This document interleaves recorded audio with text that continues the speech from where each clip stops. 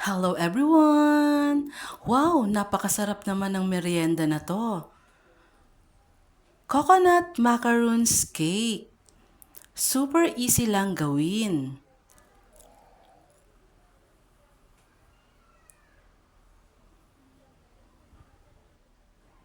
Tara, gawa po tayo. Sa isang bowl, naglagay lang po ako ng 2 cups desiccated coconut.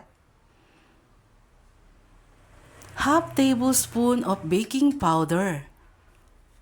Then mix.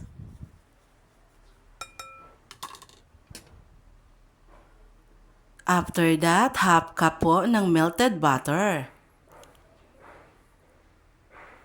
Then vanilla essence. And 3 eggs. Ang paglalagay po ng eggs is 1 at a time.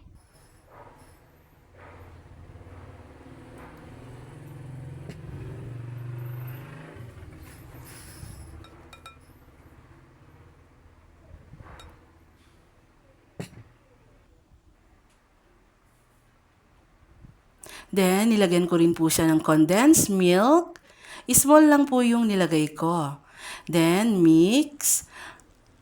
Haluin po natin ng haluin hanggang sa makombine po ang lahat ng ingredients. After that, ilagay lang po natin sa ating lagayan.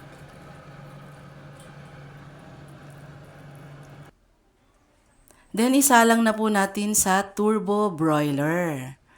Sinalang ko lang po siya ng 20 minutes. After that, then done! Ingat po tayo lahat! Thank you for watching! Bye!